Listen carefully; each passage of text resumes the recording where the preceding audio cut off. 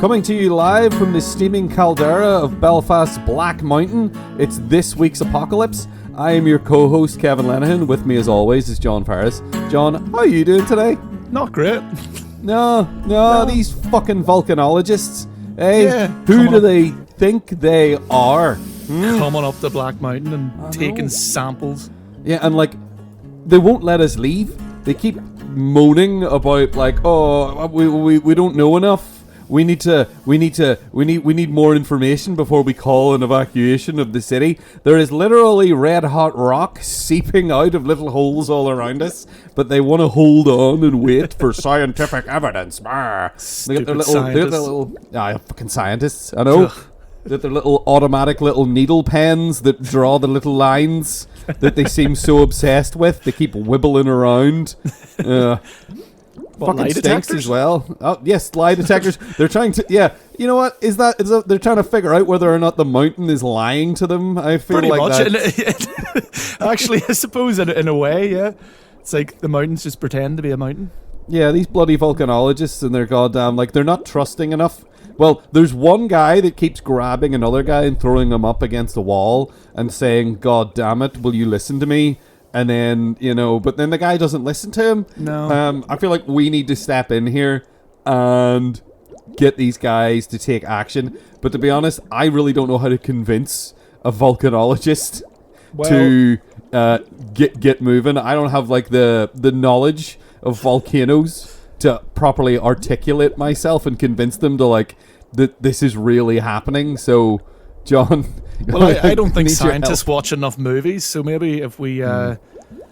we'll not get them to watch them. It might be too much for them to handle. No, they're too busy throwing each other up against walls and screaming at each other and saying, "God damn it, you don't understand." Being very dramatic. Yeah, so I think we can get away with just sitting over here in the corner and getting 3 movies. At least there's lots of computers. Sorry? There's lots of computers for us to use. There is indeed. We have ample wireless and streaming opportunities here. So, you know what? Here's a nice little short list just on this guy's computer. It says to do, and he's got 3 movies on here. So, seems to have them all lined up already. What's he got here? Okay, so he's got Roger Donaldson's Dante's Peak from 1997. Yeah. He has Simon West's Skyfire from 2019. Ooh, very up to date, that one. And then we always find out that these very up-to-date ones are so much more informative. They're usually way more useful, aren't they, in our experience? Absolutely. Yeah, and then we have also from 1997, very popular year for volcano movies. Yeah. We have Mick Jackson's Volcano, which, you know what, I feel like, that's getting right to the point. Yeah, I mean, I can't imagine that one would have erroneous information. No. Yeah. So, all right, let's log on here and get watching. All right, so let's start off then with Roger Donaldson's Dante's Peak. A veteran of our podcast, Roger Donaldson, in fact. Yeah. So we meet again. Indeed. So, John, what did you think about Dante's Peak? Dante's Peak is... it's okay. It's okay. It's actually... I expected it to be worse than I remembered. Huh. And it does have issues. It has numerous. very glaring issues. Specifically, the end is a bit ridiculous. But before we get there, I should say that it's the director, Roger Donaldson. He actually studied to be a geologist, or maybe it was a volcanologist. But he was interested in this subject anyway, is what I'm getting at. So there. I do think there is like a level of kind of passion in it, or interest at least, that maybe other movies we might watch might be lacking. But a lot of the science stuff that is in it, such as the pyroclastic clouds and stuff. Indeed, yes. And a lot of the things that happens, like the acidity in the water being a problem, which I don't think it's touched on in the other 2 movies. A lot of this is all true, and so I kind of liked that. When I suppose is more after the fact, reading up a little bit and watching like behind the scenes things is like I kind of like when they at least try to get some things right. Obviously, with these movies, especially to know Dante's Peak was like a blockbuster for the 90s. But I like when they at least try, because the movies always have to kind of make things a bit more dramatic and they have to like kind of change things. Like the most egregious thing is them outrunning the cloud of ash that is following them, and that's kind of a trend in movies like this. Yeah, after talking about how difficult it would be to outrun one, in fact, in the film. Yeah.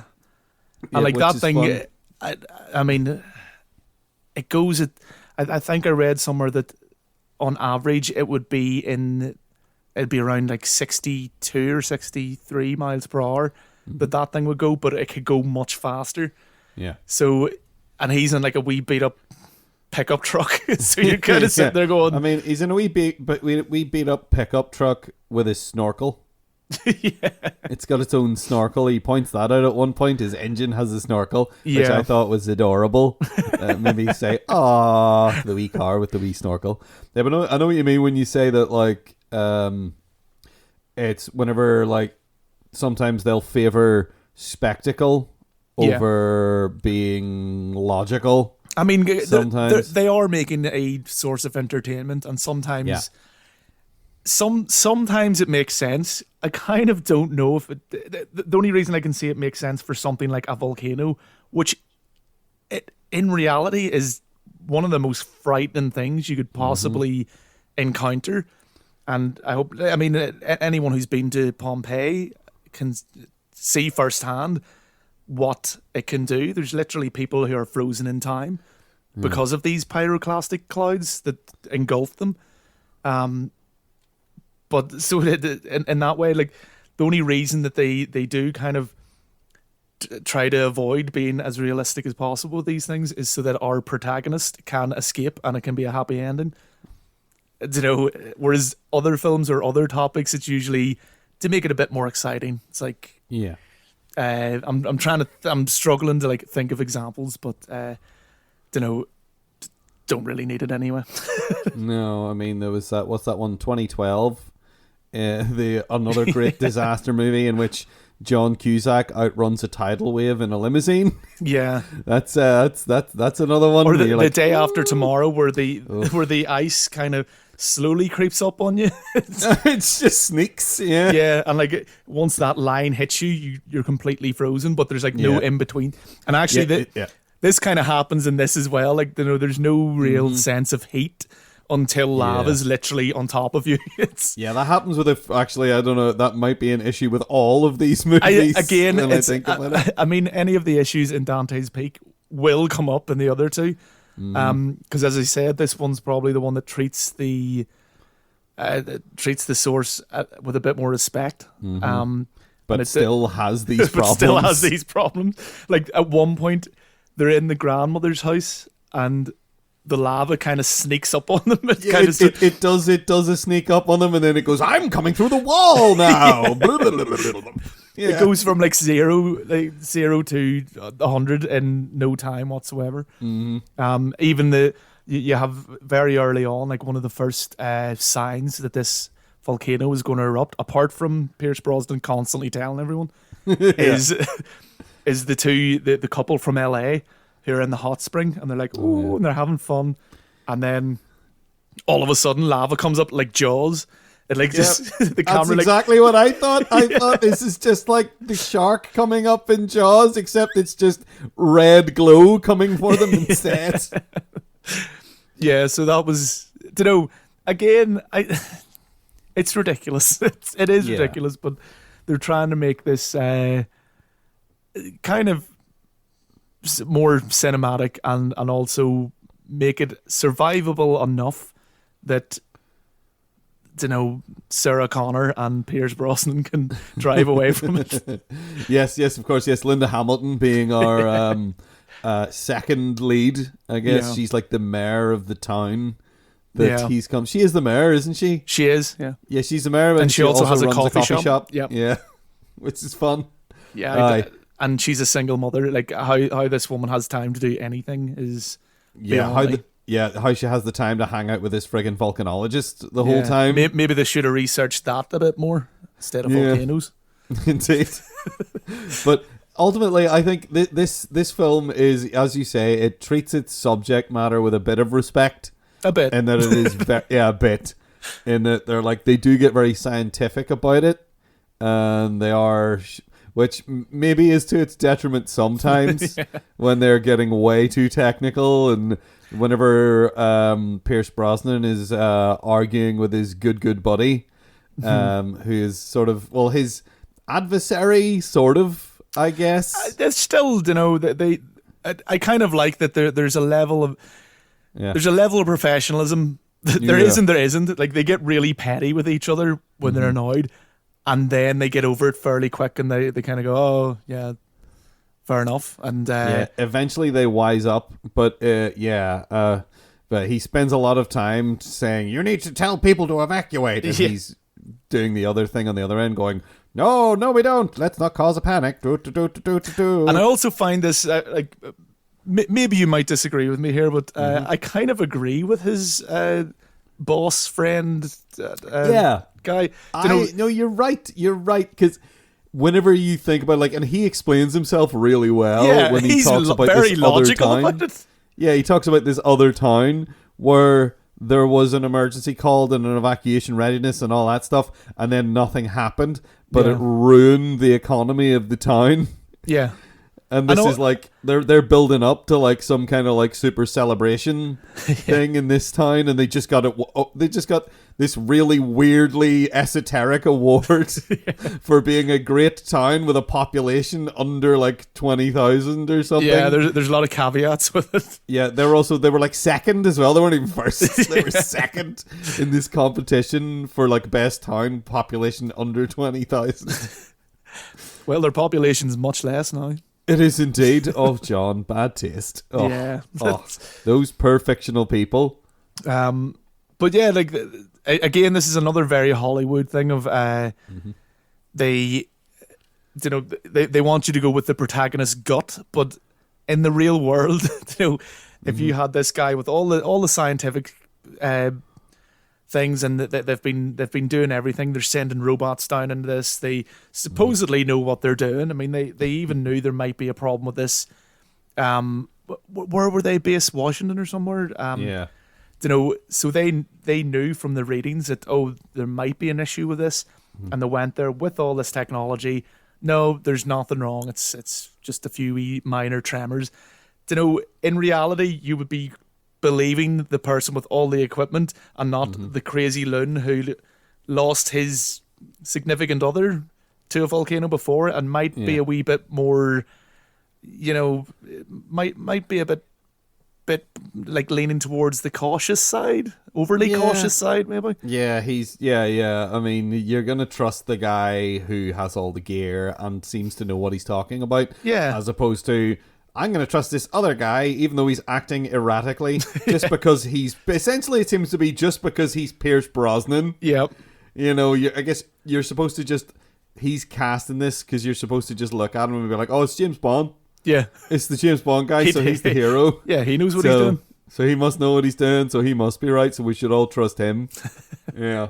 Then, I mean, the whole, they kind of eventually have to evacuate the town because Pierce Brosnan is right and the volcano explodes. And the reason for him and I keep going to call her Sarah Connor, Linda Hamilton. The whole reason that they kind of more or less get stuck there is so ridiculous. Yeah. That it is a bit annoying. It's absolutely stupid. The bloody kids steal her car. Yeah, the very annoying kids. The very annoying kids. One of them who he popped up on screen, and even though it didn't make sense for when this came out, I was like, is that Joseph Gordon-Levitt? Yep, I knew you were going to say that. I was like, is that Joseph Gordon-Levitt? No, it's absolutely not him, but it looks, the kid looked creepily like him. Yeah, he's a clone. He is a clone of Joseph Gordon-Levitt.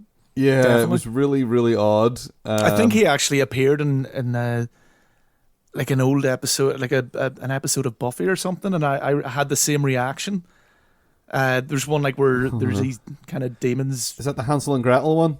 Maybe it might be that. Yeah, it was either that one or the one where like there's kids in a hospital and there's like a demon sucking their souls or something. Oh yeah. But Yeah. he appeared in that, and I remember thinking like doing the math and going, wait, this doesn't make sense. Yeah, because he was in Third Rock from the Sun, Yeah. and was way older than that already. He was like in his like 15 to 18 probably Yeah. at the time. Yeah. But, oh well.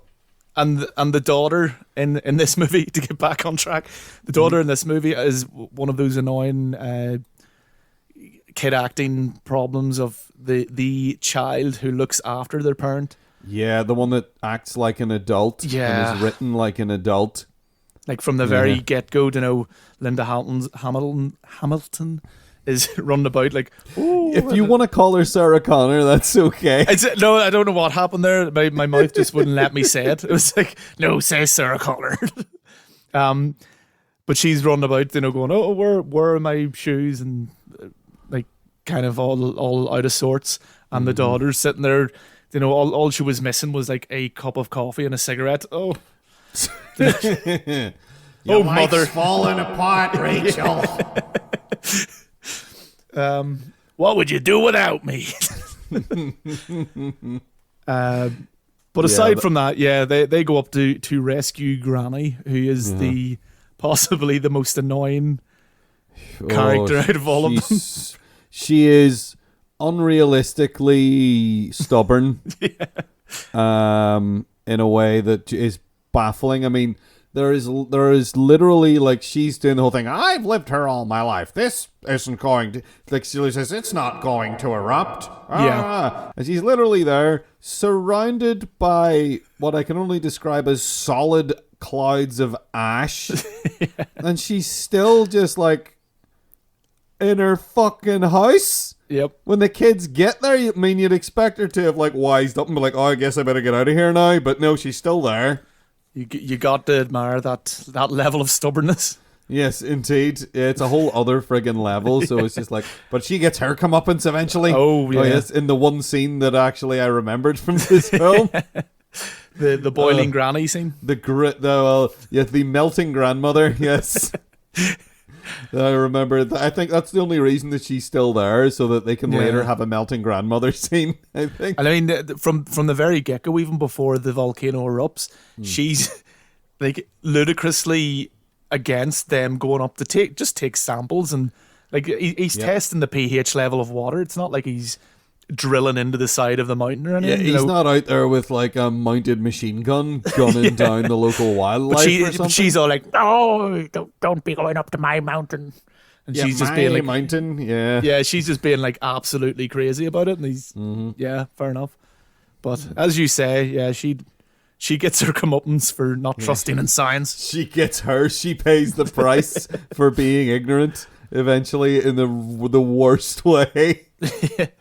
It's real nasty.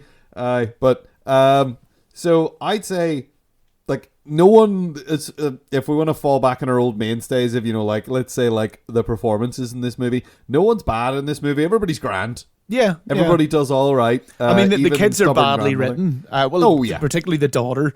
Yes. The son, he actually doesn't have much to really do, or I can't really remember. But no, he's there to facilitate getting the daughter into peril. I think that's his main job. And like, they try to make him seem like he has a character by like having the first introduction to him be his mum going and shouting at him outside a mine shaft. Yeah, that he's been hanging out in, which may come back. Which is literally only seated in there so that later on they can be like, go to my special hideout where I have potato chips. yay, that'll save us from the apocalypse. Mm-hmm. Yeah. So he's like, okay, everybody's all right.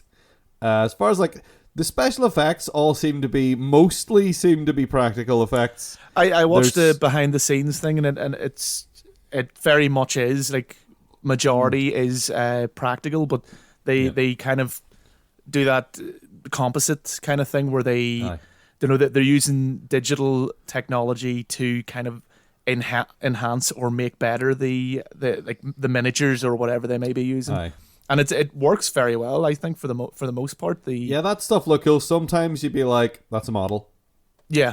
Every now and then you'd be like, that's probably a model. But at the same time, you may be a wee bit like, oh, maybe it isn't, though. Yeah. Which is fine. And even then, sometimes the models, like when they look, even when you can't tell, it won't take you out as much as or in my opinion anyway, bad CG. Yeah. Where this, I thought it was pretty well done. For the most part, and there's some bad moments where they try and make it look like Linda Hamilton is looking at the cloud out through a car window, so they superimpose her reflection over the screen unnecessarily. I mean, I think we could have understood that she was looking out of a car window without us seeing her reflection literally in the car window. Yeah, it looks real cheesy and bad. Awful. It happens. They do it like 2 or 3 times. And I find it incredibly distracting every time it happened. I was like, oh, that's kind of hurting my eyes looking at that a little bit. But like the physical lava, I think looks really cool. The way it glows looks great. I don't know how they did that. I don't know how they make a sort of a weird sloppy liquid glow from the inside unless it's like some kind of weird like transparent carpet material. I don't know. It looks cool though. I forget what they use now, but see, I watched like a behind the scenes thing for this and one for Volcano, and there is like a special mixture they do, and I can't remember what one it is, but I think it might actually be in Volcano, but they had like a UV kind of light or something like that that they kind of spread it on, and it kind of moves slowly, and they also burnt kind of the top of it and broke it up. Like so, like almost caramelized the top of it. Yeah, broke it up, and then that's why you've got all these like chunks and bits. And I'm sure they had very similar ways of doing this because they were made almost kind of exactly the same time. That Dante's Peak came out 3 months earlier, but that's because it was rushed so that it would come out earlier than Volcano. Because they knew Volcano was coming. Yeah. It's like friggin' Deep Impact and Armageddon. Both came out in the same year, both had asteroids hitting the Earth. Yeah. And this seems to happen quite a lot, and they know that if they get released first, then the next one out will just be like, oh, they just copied. The general zeitgeist would be the one that comes out first is the original one. Somehow the one that was come up with first. Yeah. Yeah, and very often that isn't the case. No. In fact, I'd say very often the case is this exact scenario where somebody hears, oh, they're making this movie over there, let's get ours out first. Ha ha ha ha, let's do one and get it out first. Or maybe like we'll rush one out and try and like, But despite that, like I kind of like the start of this movie, like the first kind of half of it, even though it's quite slow at getting kind of to the volcano erupting and things like that, but it had some, not a lot of them, but it had some very nice shots of like the of the landscape and the and then things like that. So I would say even compared to Volcano that way, the cinematography in that way was at a higher standard even. Despite it being rushed. They have a more pleasant location than Volcano has. Yeah. Because Volcano is stuck with downtown Los Angeles. Yeah. Whereas this is like an idyllic little town in like Idaho or something. Yeah. And it looks awesome. Looks kind of it kind of put me in mind of Southern Exposure. Or Northern Exposure. Sorry. Yeah. That like quaint little town that you kind of go, oh, I'd love to live there. Yeah. I mean, would you say it was a better film than his previous effort, Species? Yeah. Did you enjoy it more than Species? It has less CG in it than Species does. It has less CG or better kind of utilization of the CG. Using it in those kind of composite ways helps hide it, or it's a good way of doing things, and it's there to boost a practical special effect rather than kind of take the whole brunt of it. But Yeah. no, like again, for the most part, this movie's okay. It never really goes beyond that. Yeah. For some reason, I enjoyed watching it again. I did. Yeah. I will say that I was having fun with it. Whenever it got dramatic, especially, I was like, yeah, you know. Whenever it was just when things start exploding stupidly for no reason all over the place, I was actually having a pretty good time with it. And I did find myself getting at least marginally invested in the characters. I think like Pierce Brosnan's character is actually all right, even though he's acting irrationally at times, it seems. But in the context of the movie, they let him get away with that. But it is still kind of fun, and there's a lot of goofy things that happen where you're just like, oh, how unfortunate. Yeah. Like, oh, just as soon as like there's a part where they're driving up the road to rescue the kids, and there's just this one short piece of the road where rocks are just bombarding constantly. So it's like, it's, you know, in an actual volcanic eruption, you'd be imagine that would be happening all over the place, but it's just happening on this one small stretch of road. And then once they get past that, that's fine. Yeah. You know, and then, oh no, as soon as they get by, oh look, all the trees and everything fell down just behind them. So now they can't get back the way they came and dumb crap like that. Oh, there's a lot of... And then the whole truck and the lava part. Yeah, when it melts. But like, it's literally melting the tires. Yeah, that's the problem. That's, again, what you were saying earlier about... I don't know if maybe that was before we started recording, about people being near heat. Yes. In this, like, he is standing above now. I learned in primary school, that heat rises. So heat goes up. So he is, and this is going to be something that is going to come up again in all of these films. But yeah, so he gets out of the truck and it's completely like, there's lava all around it, and it is currently sort of melting the tires a bit. Yeah. But not really. And then he's able to like sort of get out and climb up out on top of it's just like, rock melts at a higher temperature than a lot of the metals that go into making cars. Yep. And this stuff is molten. You'd expect it to just sink in probably a couple of centimeters a second, I would have assumed, and completely melt. But no, it just kind of bursts the tires a bit and sets them a bit on fire. Because again, I mean, we did mention it earlier. You take the heat in a radiator, which could be in your home. It could be anywhere between say 65 and 90 degrees. Lava is about it's in the thousands. Yes. So the heat that radiates off lava is going to be enough that you will probably pass out if you're that close. Yeah, hopefully you will. That close to it. Everything on you, like your clothes, would probably all be on fire. Yeah. If you were that far above it. Again, this is sort of pernickety. This is like... Doesn't make sense. Yeah, I know. But like, as far as like disaster movies go, there's a suspension of disbelief, but there's a certain point where they do push their luck too far sometimes. Yeah. Because I've seen documentaries about volcanoes and like things on the BBC and stuff of things like being like 10, 15 feet above the surface of the lava, just igniting and vaporizing. Yeah. Because it's so hot there. And like they are like in a car that is a perfect oven, basically. It's basically a convection oven on wheels. Yeah. So they should all be getting immediately horribly cooked, but they're not. I mean, if you think about it, like when your car's sitting in direct sunlight and you get into it, you're like, whoa. Yeah, you're like, whoa. You gotta leave the doors open for a wee minute because, wow, I'm not sitting in there. Yeah, but I feel like I can forgive them that because I did kind of like this film. Yeah. I like the characters enough, and it was stupid, but it was consistently stupid. Yeah. When it was stupid, and when it was being scientific, it was being very scientific, and when it was being silly, it was being quite silly. I think the scientific part of it could have been the director, because he has an interest in this, being like, oh yeah, look what we know. Yeah, we're not just your average disaster movie here. Like we know what we're talking about. Yeah. but also they're going to outrun this cloud. But also they're going to outrun the pyroclastic flow that they probably shouldn't be able to Yeah. outrun. And they're going to be basically standing on lava. Yeah, they're going to be essentially standing on lava on a truck or whatever and be fine.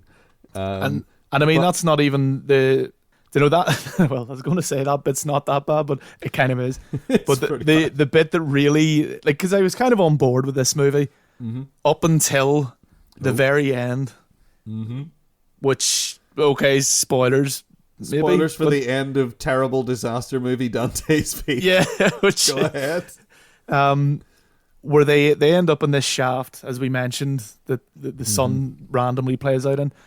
And then Pierce Brosnan goes back to the car to get the elf, which I probably should have went and found out what that stood for, but who cares? NASA gave them it. It's how I think they say at some point, but it's so irrelevant. The first thing they do with it is get annoyed with it, take it off, and then never reference it again until later when he suddenly needs it. Yeah, and it's like, oh, that it says where your location is. That's all you need to know about it. It's essentially a GPS tracker, I think. Yeah. But it's like massive. Huge.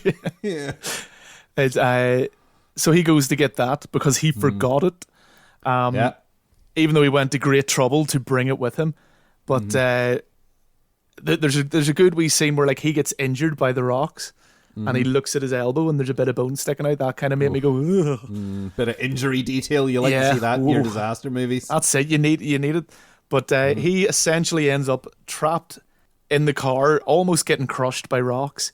Yep. The family, Linda Hamilton and her kids are kind of on down the cave where it's kind of... It's not currently falling in on their heads. It's just falling on Pierce Brosnan. Yeah. There was a very inconvenient collapse which separated him from them. Yeah. And then that's kind of where it's left. He manages to turn the elf on, and apparently cut to 2-3 days later. 2 or 3 days later. Yeah. And they're like, "Oh my god, the elf's working!" Blah blah blah, and they send their rescue teams to go get them. And they're fine. It's it's like a minor inconvenience. Pierce Brosnan has been pinned inside this car under all these rocks for 2 or 3 days. Let's go for 2 randomly. Yeah, I mean, let's go the lower end because when he asks the guy, "Oh, how long has that light been flashing?" and the guy says, "A few days." Yeah. When did that start flashing? A couple of days ago, and I was like, that's at least 2 days. He's saying if you're gonna say a couple or a few days, it's at least 2. And you can at least kind of accept that. Okay, Linda and her kids survived because they had potato chips to live on. They rationed out the potato chips for 2 days, and it's fine. But as you said, he's literally pinned under this rubble. Yep. Cannot move and has a completely broken arm, which he can't really use. Yeah. This guy's, if not dead, he's going to be emaciated. And if he didn't die of shock within the first few hours, I mean, he should not only be emaciated and dying of thirst, he would also be covered in, if you'll excuse the vulgar terms, he should be wringing with piss and shit because he's been there for 2 days, unable to move. You always that's always where your mind goes straight away. I can't help it. Like, I mean, it's like whenever we were talking about Underworld, and she's that's exactly what I was thinking. She is her plan is to handcuff this guy to a chair in a lab for a couple of days so he doesn't turn into a werewolf and go out and hurt people. But she doesn't have it.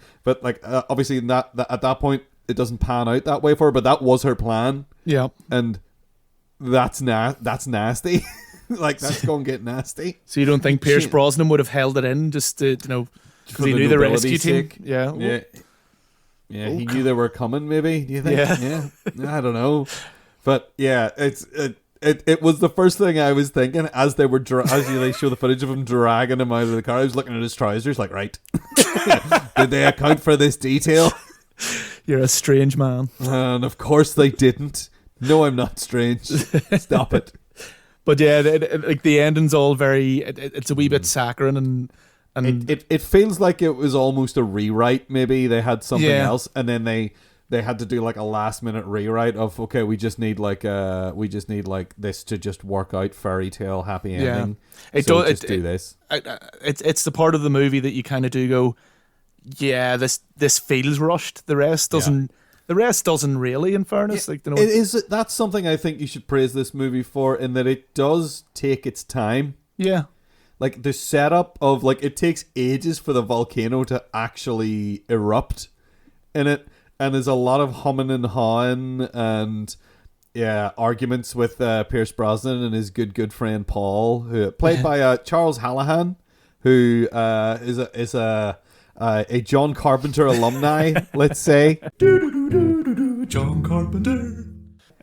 From The Thing. Yep. Yeah. I was wondering when we would get to that. You know, the man who might be my favourite monster from The Thing as well, when he does monster out. Because there's so many phases, and like that again.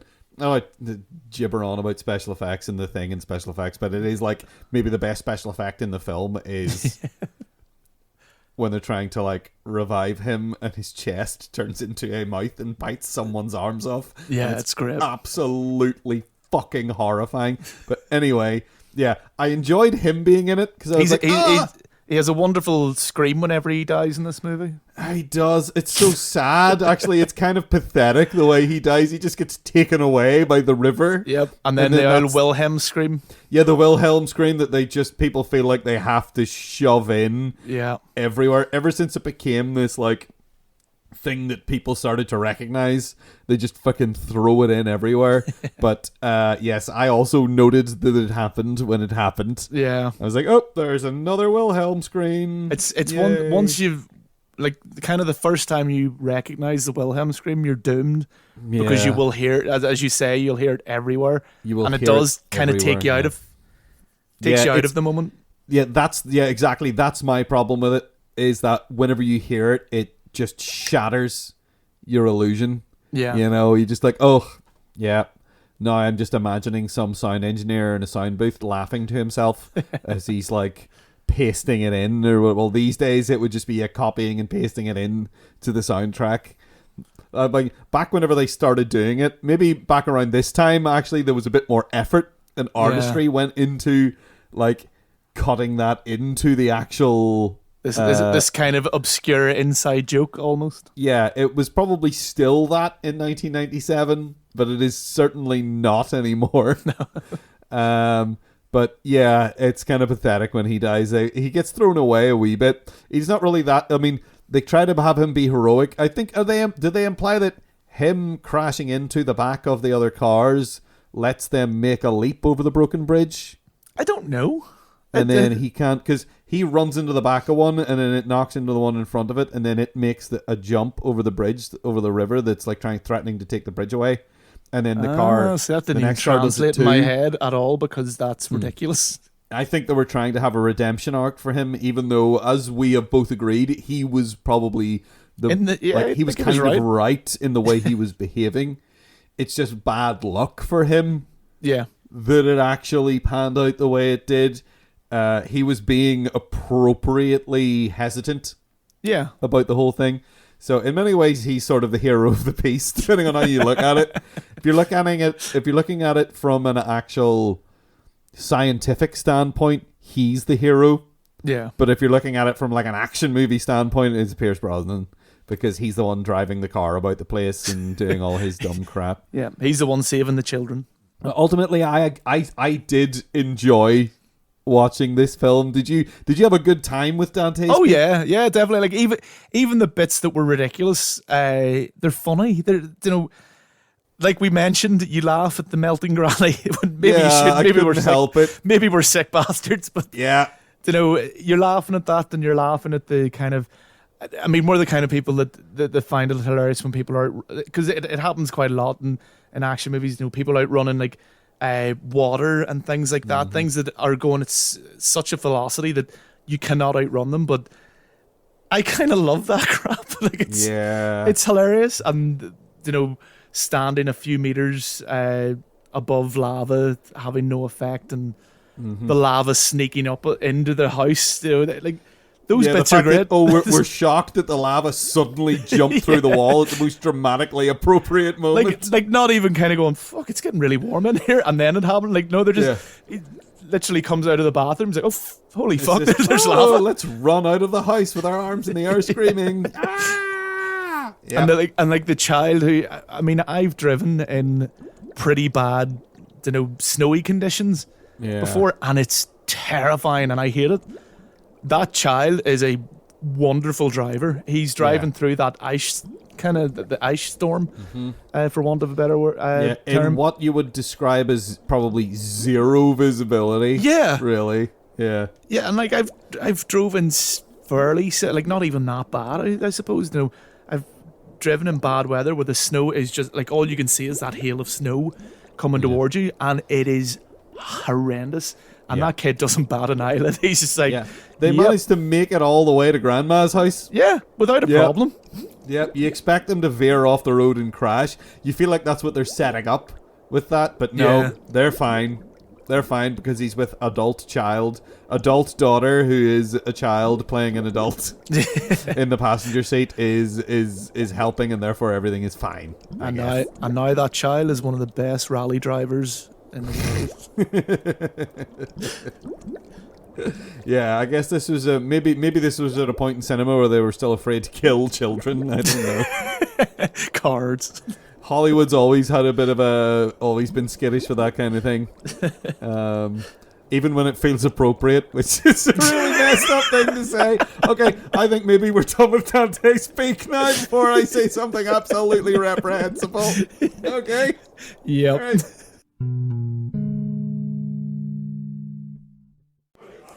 Okay, well, we've got a couple of wee pools of red rock have come out, and these volcanologists seem to be...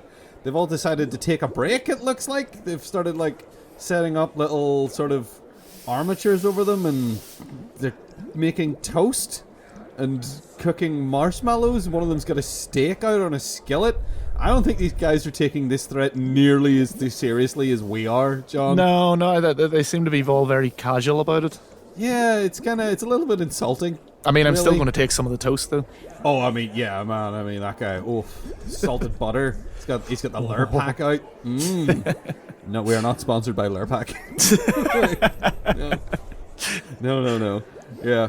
So, what with? I mean, it looks like it's getting more urgent to me, but once again, I don't know a lot about volcanoes. These guys seem weirdly chill about the whole thing, and I don't know whether to trust them or not.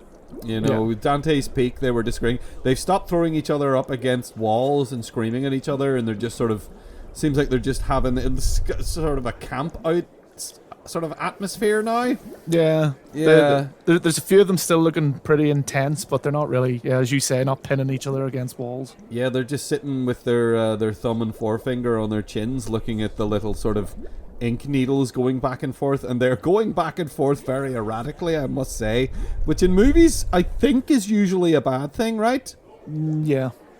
Definitely. Yeah, well, maybe according to the movie Skyfire, certainly it seems like the little jiggling needles were going back and forth was a bad thing. So, John, what did you think about Skyfire? Skyfire. Skyfire.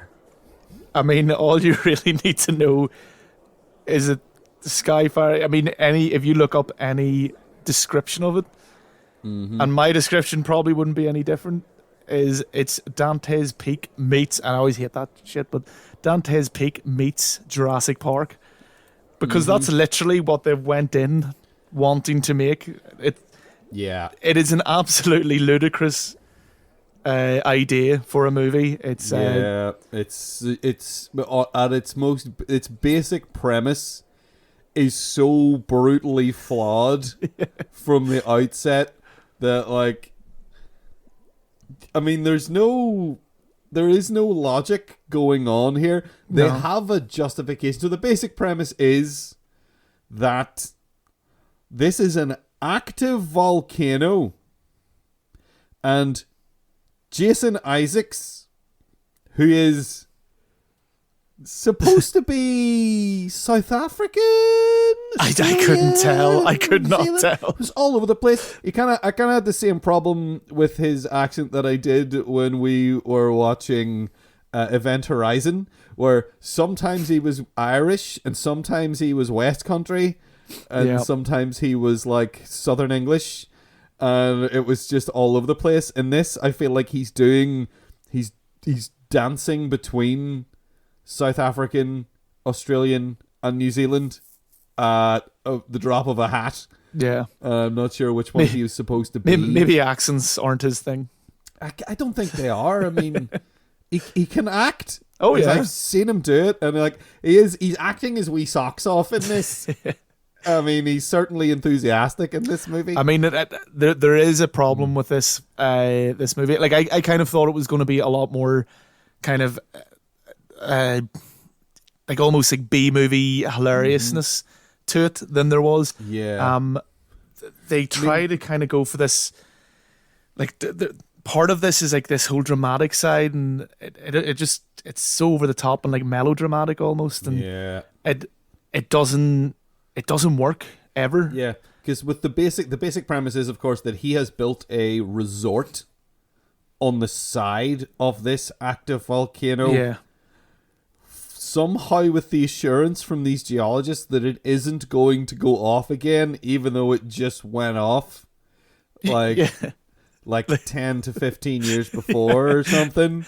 Yeah, it's when you realize that, like, because the opening scenes for this movie are this movie takes a few cue cards from Dante's Peak, and that it opens up with the protagonist losing a loved one. Yes. Due to the volcano. I actually thought, is this going to be like a revenge story on the volcano? I was kind of hoping for that. I'm going to kill this volcano. Yeah, that would have been a little more interesting, I think. Like, you know, as I said, I was expecting like this completely over the top, and it does get there at times, but I was expecting much more of that. Once it gets into our lead's kind of backstory and her whole thing with her dad, and like they spend too much time on these relationships that don't work, and they don't, like, you don't feel anything for, because they only kind of appear when the script wants you to take a break from the volcano exploding. They're always asides. Yeah. It's like, we don't know what else to do here. Yeah. Really clumsy asides of just, let's have an emotional moment between this estranged father and his daughter. Yeah. Who, yes, I don't care about either of them because their characters are just... And the dad has the exact same thing as Pierce Brosnan, where he feels that the mountain's going to explode, but no one believes... Or maybe it's the daughter. One of them, anyway. She is trying to convince them that they're being too cocky about it, but she still stays there and does the job, whereas the father doesn't like that she is there on the island doing the job, and he notices a bulge on TV or something. He has like his old picture of the mountain, and then he looks at like the TV news report of the mountain, and then he compares the two pictures, and there's like a wee bulge out of it. I'm glad you said that, because I must have zoned out, and I was like, for me, I was going... Does he not recognize the mountain that his wife died on? Is this the first time he's kind of caught on? And hold on a minute. He's comparing and contrasting. It's not very well communicated. I rewound it back and watched it 3 times to check. Wow. But that's what's happening there, is that the mountain is a slightly different shape. Yeah. That one wee bit of it is pushing out. So I think he's like, no, there's pressure building up and it's going to explode. Okay, that makes more sense now. Yeah, you see. So I was looking out, there's a lot of things I was looking out for in this movie, because I knew it was a Chinese movie. But when I saw all of the sort of production companies at the beginning, it became very clear that it was a Chinese government-funded movie. And that led me into sort of, I know there are a lot of, in China, there are a lot of rules, just like there are in other places. They have, you have the BBFC in the UK that rates films, and they will rate things by different standards. Like for us anyway, there's like there's U for Universal, there's PG, then there's like 12A, 15, and 18, and then in America you've got like rated M, rated R, all that kind of stuff. Yeah. And usually you'll have all these little things on the back of a DVD case or whatever, or on their website telling you why they've given it that rating. There'll be things like foul language, implied violence, actual violence, injury detail is one they always see. Now, in China have way stricter ratings, and some that are odd and cultural more than anything else. So it might be something that we wouldn't see as being a problem, but may contain Winnie the Pooh. In fact, yes, that is a really good example. Now, that's a much more direct sort of like personal thing, because, you know, the Xi Jinping thing. People, he doesn't like Winnie the Pooh because people say he looks like Winnie the Pooh, and he does. It's just ridiculous. He looks a wee bit. It's his wee. Whenever he screws up his face, he looks a wee tiny bit like him, and that has just led to a complete ban on Winnie the Pooh in all media in China. But something I knew about this movie, that because this is a disaster movie, and in disaster movies, the whole thing behind it being a disaster is that a lot of people are hurt and a lot of people die, usually on a grand scale. And in disaster movies, usually it's like you always get like a montage when everything's kicking off of you seeing a lot of that happen all at once. Yeah. And something about this movie, now there's a thing in China, this is something that has it confused me for a wee while whenever I heard about games specifically being re-edited for China. Yeah. But the one in particular that always stood out to me is Chinese media, you cannot show skeletons. There are no skeletons in Chinese media. That's strange. It's a thing that you just don't do it. It won't get certified. It won't get released. Like, there was a game, I don't want to get too into video games here, but there was a game called Dota 2, which is one of those little multiplayer online battle arena, blah, blah, blah. It doesn't matter. A whole bunch of characters in it. Whenever they put out an update for it at one point because they wanted to have it, because China is a huge market. It's like 1 billion people. Of course. There was a character in it called Skeleton King. And he's just called King. Yeah, he was just like, I don't know what they changed his name to, but they replaced the character model. Wow. Just in Dota 2. So he's not in it anymore, like just whole cloth. Like, it wasn't just because it's a multiplayer online game, so you're playing with people all over the place, so they just changed it in the game. Yeah. So they could market in China. They gave him skin, basically, and made him into a different weird-looking dude. I know. He lucked out pretty well. Yeah, I'm sure he's well pleased. Yeah. So going into this movie, it was like, and I like, it's tough to know how far that extends. So, like, that might even extend to the point where don't show bones. Don't show, like, you can't, like, there won't be any skulls even in Chinese media. Yeah, I mean, this movie does feel very almost like, you know, they wanted to make it R-rated, but then it became PG-13 or something like that. You know, it feels extremely limited in a way that you can imagine. And in fact, we have seen this in the other movies that we've watched.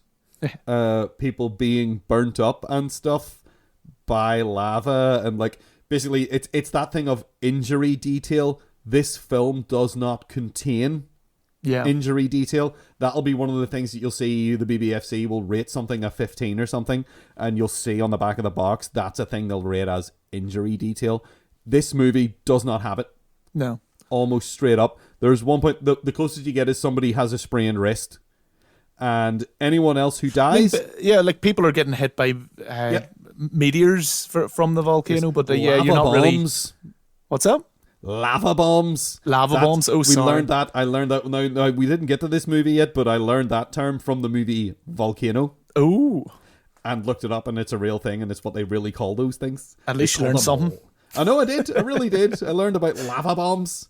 Yeah. So you're saying, yes, people are getting hit by those, and then what happens to them?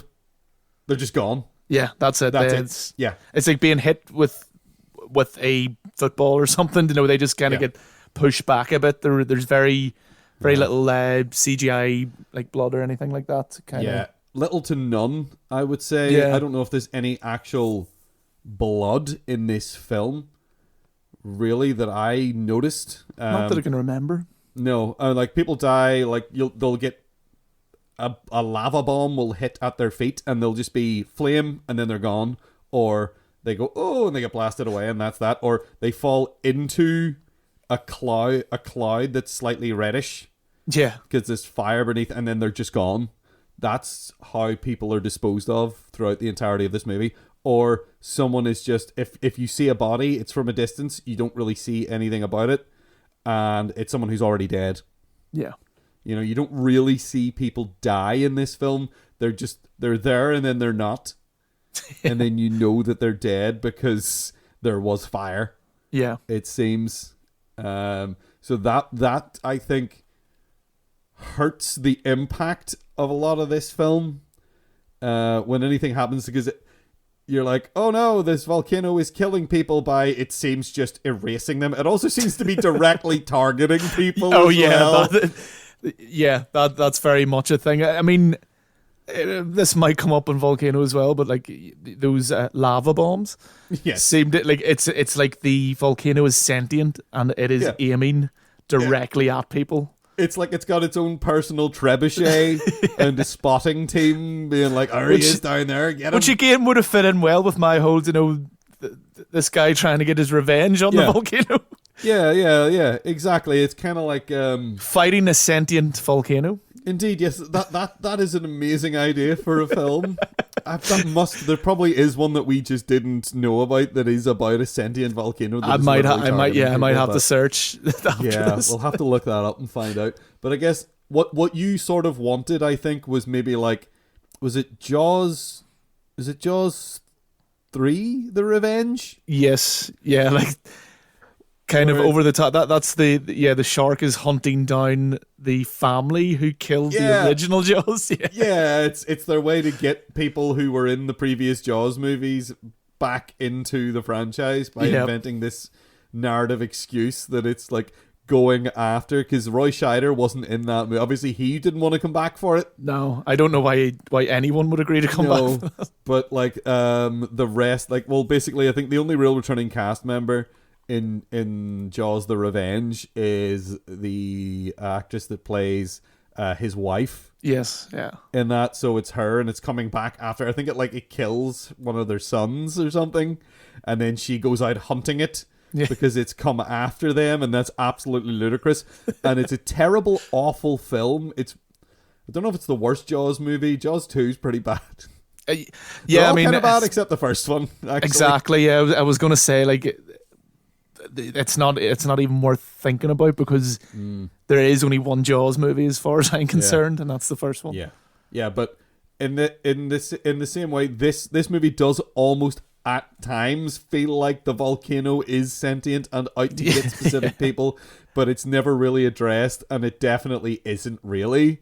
But just sometimes it feels like it, especially with those lava bombs. It is literally, in fact, the most egregious example of that is in fact with our good friend Jason Isaacs. Oh god. Who I did actually cripple myself laughing at that point in the film, because it was so ham-fisted, and it was so obvious that it was coming. Like, they just, like, his whole thing was, the whole thing with him is like, oh, man's hubris. They're trying to do a John Hammond in Jurassic Park with him so obviously, where he even has a story about when he was younger. Just like John Hammond does. Oh yeah, that business meeting with the overly dramatic music in the back. Yeah. It's like, what is going on? Yeah. But again, that's another Jurassic Park thing, but it's kind of like they didn't have the scene right. Whenever they're doing it in Jurassic Park, like, he's showing them around this like amazing, breathtaking. He's so fucking proud of himself. But in this, it's just like this, like, it's a business meeting in a hotel, and like, there's just dramatic music playing. You're like, what? And it almost felt like he had a tape recorder in his pocket and he was playing it to make himself sound more important. I know, like, in Jurassic Park, they approach it in two different ways. They have the welcome to Jurassic Park, and he's talking about how proud he is. And then later, after everything goes wrong, he has that little scene with him and Ellie Sadler where they're eating the jelly. and the ice cream, and he explains about when he ran a flea circus. Yeah. And how like the wee kids be like, and he was like, I wanted it to be real. And it's this genuine emotional moment with a great actor as well. Jason Isaacs is a good actor too. But like, you know, you got Richard Attenborough there just like pulling it out and just being great, and you really feel for this guy at that moment, even though it's all his fault. Yeah. You have a little bit, and they do have a sort of redemption where he does sort of acknowledge that he has made a mistake, and they try to do exactly the same thing, but they try to do that in this movie in the course of like 90 seconds, where he's suddenly like, oh, I've done wrong, and then he rescues a child. He goes and he picks up a child and rescues the child, and then gives the child his special watch that he told the story about that didn't make any goddamn sense to me. I'm like, what do you hear? I hear money. What does that mean? I don't know. And then the kid says a heartbeat, and you go, what does that mean? I don't know either. And then while he's waving away, literally he just goes, boom, and is immediately erased from the world. Yep. That's just, that volcano. It's always got your back, you know. Yeah. He wanted that dramatic exit. And it provided his dramatic exit. Yeah, and it was just... this film also has, again, the same problem that Dante's Peak has with people being too close to lava and not catching fire. Oh, yeah. I mean, again, to go back to kind of... It mirrors a lot of Dante's Peak, even... They have the whole Jeep in lava thing, although they kind of deal with it more in a kind of Batman type way, where... You know, they've got like a grappling hook basically. They got a grappling hook, and they use the winch to like pull and swing. It's like something out of a video game. In fact, it's like something that literally happens in Uncharted 4. Yeah. In fact, with the winch and hanging off a cliff and all that crap. And like the reversing from the lava in the Jeep and all. Like you're driving backwards, but driving backwards perfectly, and getting away from lava just so they can see it coming at them from the front. Yep. Yeah, it's very silly. But it did find, and like I kind of weirdly, I found the special effects in this one to be more jarring and more or less convincing than the other two movies. I think it's a consequence of the time and maybe the budget. Yeah. Because I think Volcano and Dante's Peak, I think, were probably pretty high budget practical effects showpieces, whereas this film relies almost exclusively on CG effects. Yeah. And they're not very good. They're not great ones. They're okay. It's a mixed bag. There's times that it works very well.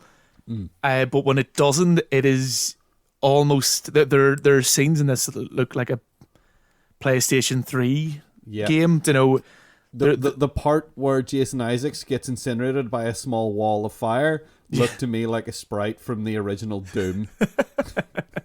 Wow, that's going back a good bit as well. I know, like Doom, like 1993, like 2D sprite. It's only for a second and then it goes away, but I was like, that looks so dodgy. And I don't know if there was like a deleted scene or something, but there's a scene that happens kind of early on between the old grandfather figure and one of the guys who ends up surviving, where like he gives him like this compass looking thingy, and I turned to my wife and I said, oh, that's a bit of foreshadowing. I wonder will this come up later?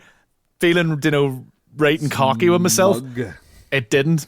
It was a pointless scene that had no or you know what? We've said this about a couple of things now about this movie. It's like, what was that about? Maybe we're too stupid. Maybe there's a lot of layers in this movie that we just did not get. I think no. They did a lot of stuff with forced relationship building, or like trying to force us to care about people's relationships. That didn't make also that particular couple that you're talking about. Oh, God, I know what you're going to bring up. They have the amazing scene where they're like, "Oh no, lava is coming in, and we're in this pool."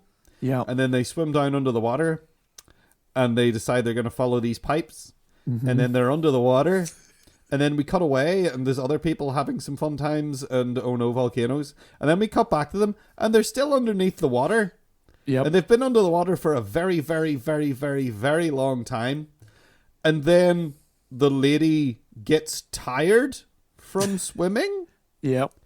and faints, which again, I think this again might be a problem with Chinese governmental censors, Right. where they can't show someone drown. Okay. So she has just fainted. She doesn't drown. There is no CPR. There is no, oh, you've passed out and drowned. Yeah, just get her to the surface and she'll be fine. Get her again. to the surface and then she will come out. Like, she doesn't cough up any water. There's none of that. There is no... The only way you could interpret it that she drowned is the fact that it happened while she was underwater. Yeah. Everything that happens afterwards implies this woman fainted. I love that when they break the surface of the water and she wakes up, that she gets sucked down. A pipe sucks her down. The pipe, and just her. He's right next to her, but she just is the one that gets sucked down back into the pipe, and then is rescued in a non-event again. And I mean that whole scene's ridiculous. Anyway, I mean, as you say, they're under the water for about a good half an hour at least, and even before this, because I thought, oh, this is going down the Dante's Peak, the route. They're going to get boiled up in this pool here. Yeah, I was hoping for it. That's actually, I had my fingers crossed that it was going to go that way, and then it was infinitely more boring. Yeah. Oh, it was horrendous because they swim about for ages. He's like trying to propose to her underwater, like really badly thought out, and he's placed the ring in like half a clamshell at the bottom of this pool. Hopefully a fish doesn't come and eat it, or it doesn't like move away with the current. But no, lo and behold, it's still there. That's fine. But then like you're seeing lava actually like pour into this wee pool. You know, so even if you weren't aware of like pH levels and things that Dante's Peak taught us, Indeed, to know that it becomes acidic and you'll essentially just boil alive in the water. You're still going to go, like anyone would be sitting there going, lava is very, very warm. Lava is very hot. Warm is warm's a bit. Your use of language is a little bit liberal, I think. Lava's very warm. You know. I'm trying to downplay it a little bit. Lava's a wee bit warm. Lava's like it's a good bit above room temperature. It is. Let's say that's true. A good wee bit, and surely that's going to affect the water. But you'd expect the water to boil very quickly. Yeah, in the relatively small pool that they're in. But I mean, it's literally pouring down the walls. Yeah, at this flowing point. in a ridiculous way that's just like, where is this even coming from? It's coming from all these different directions at once as well. It doesn't make any sense. But hey, that's fine. They get away. They have a relationship that we don't care about. No. And then she's from the island, I think, the lady, and like her dad lives in the village. Yeah, so then they something like that. go on this pointless quest to go save him. Yeah. And then they don't save him. They go on a quest to watch him die and then leave again, basically. I think he dies from non-specific injury. Yeah. Oh, it's just like old age or boredom or something. Yeah, he's holding his side. Yep. And that's it. And then he just dies. And you're like, okay, what killed him? The idea of lava, I guess. It's just the idea of it. Yeah, the thought of being killed by a volcano made this old man die, and he clutched his side and then died, and that was it. Like, again, it's a problem that is one of the biggest problems with this film, I feel, is that people die for the most arbitrary reasons or sometimes no reason. And because I much prefer whenever the movie does go absolutely insane. I mean, at one point, this couple that we're talking about, they stop the monorail that's come off the track or the whatever you want to call it, and it's sliding down the mountain. They stop that. That's its momentum almost instantly with the Jeep. They just go in front of it and it stops. In front of it and it just bonks and that's that. And things like that, I enjoyed a lot because it was just absolutely ridiculous. But whenever it tries to be emotional, it tries to do something like very serious. It just comes off as absolutely terrible. Yeah, but again, whenever they're doing that scene, like when they're actually doing that scene, there is a guy who, like, you can kind of see it coming. They're like jumping from one tram to the other, and there is like they're having to like jump between the posts as they fly by, and even then there is the inevitable one guy jumps out and smacks off one of the posts. Yeah. Once again, he just ricochets off it like a pinball. Yeah. Oh, there's it. There's nothing. He's like just a wee rag doll. Yeah, it's just, again, no injury detail, no nothing, just bonk, and then he flies off into the distance, and then he's just gone. Yeah. Like everyone else who dies in this movie, he's just not there anymore, and that's him. That's the whole thing. That's them gone. And yeah, I don't know. I mean, I just find that really consistently jarring every time anyone died. It was like, why did that person die?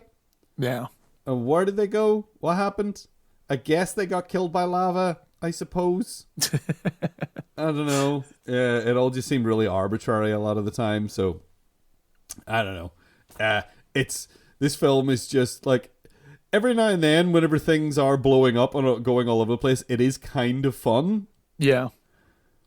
But it is bogged down so heavily by all these just other weird things, like the forced relationships and like everyone who dies is literally just vaporized into nothing and disappears, or there's no like real. It almost feels like there's almost no threat because people are just being whisked away. Yeah, and it's that whole thing where your protagonist never feel that, just what you're saying, like, you know, never feels that the danger's actually there for them.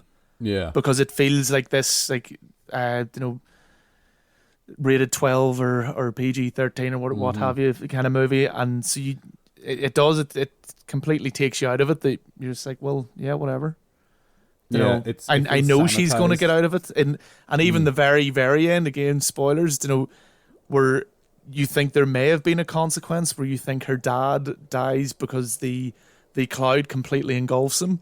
Yeah, and apparently that didn't even happen. So they have a bit where they have it all happen, and you think he said, and then they literally like take the film back in time. Yeah, like, oh no, he's all right because there was a hole. Because he's immortal. Because he's literally survived this volcano twice now. Yeah, there was a hole for him to jump down, and then a secret place for him to hide. Yeah, that whole thing was just absolute garbage. Now, I did enjoy. I don't know if the performances were bad as such. Some of them were. In fact, I think that couple were awful. Yeah. The couple who doing the proposal and stuff, they were terrible. The main girl in it was all right.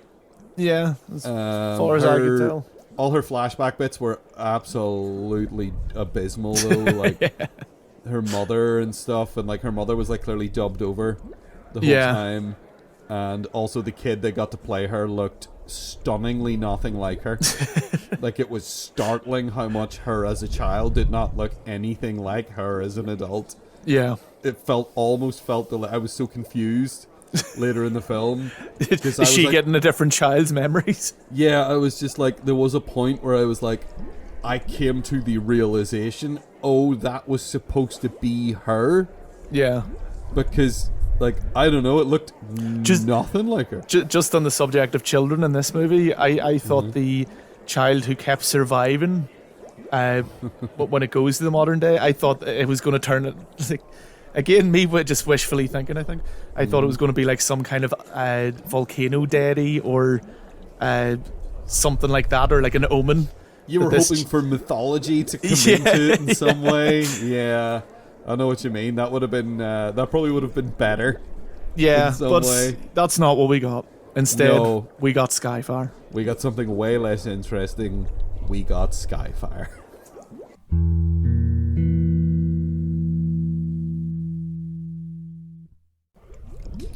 Okay, so a fight has now broken out among the volcanologists.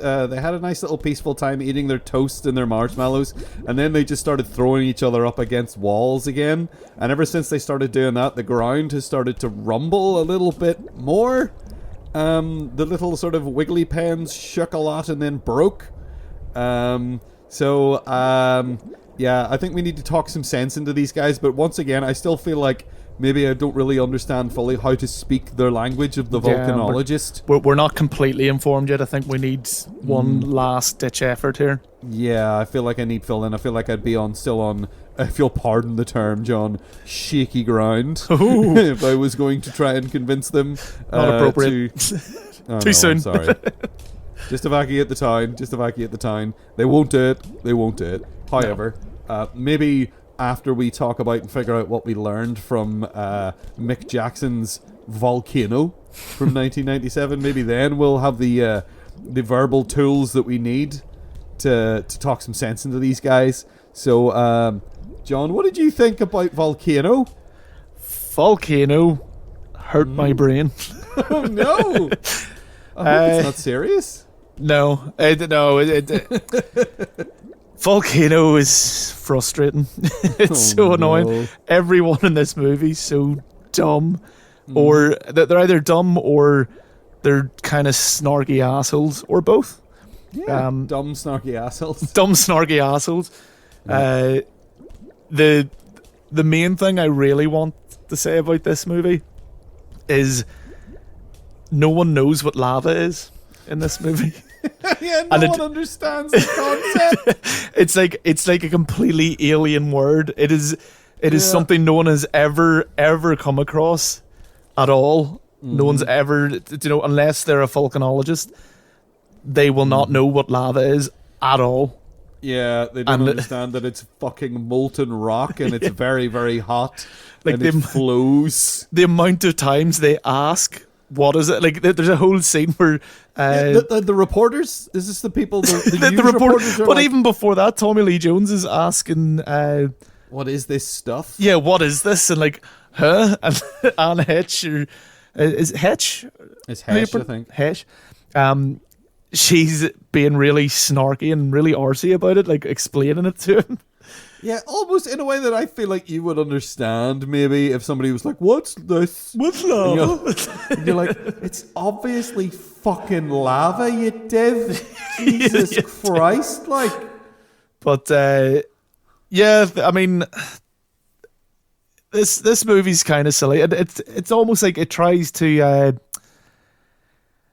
take a bit more of a clinical, because it's weird. It tries to take more of a clinical approach to a volcano erupted, because it doesn't really waste time. Well, in inverted commas, it doesn't really waste time at kind of developing characters, or it seems intentional. It's not trying to build the relationships between the characters too much, like Dante's Peak did. The whole start of Dante's Peak is to get to know Pierce Brosnan's character and Linda Hamilton and blah blah blah, and they're flirting a lot and all this crap.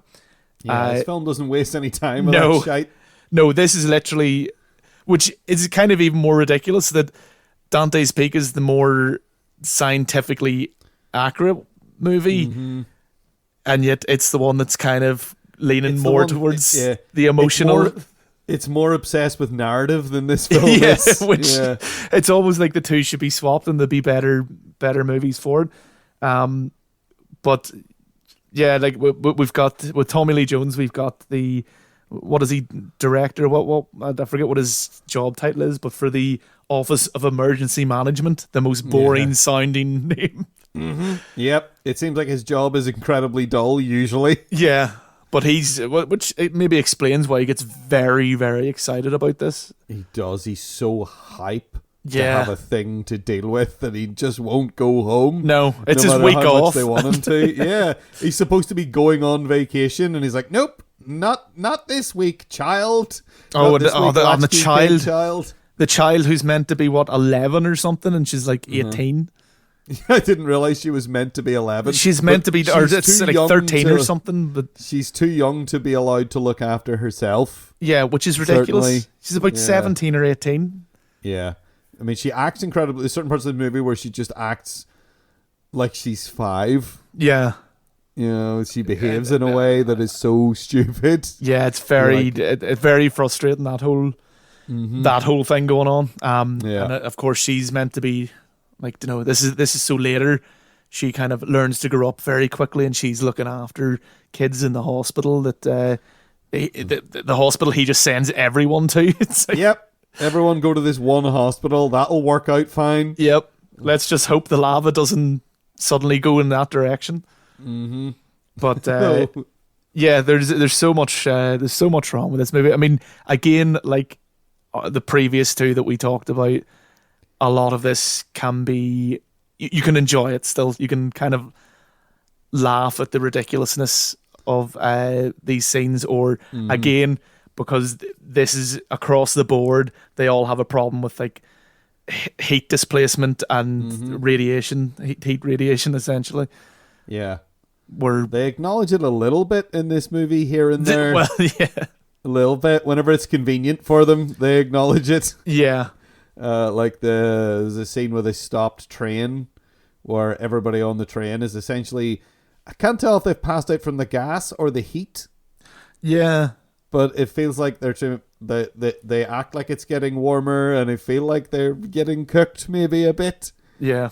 but it's not really clear. But lots of things melt in the lava in this movie, which I really liked. Yes, I I liked people the watching soles that. of people's shoes keep melting, and Yeah, and things like cars and stuff. Cars literally melt into it a lot, and this film has a lot of exploding glass, which I enjoyed watching glass explode. It's happening constantly, which makes sense for like downtown Los Angeles, I suppose. yeah, You know, there's a lot of buildings, a lot of glass-fronted buildings and skyscrapers and all that shit that they're having a gleeful time blowing up, yeah, which is fun to watch.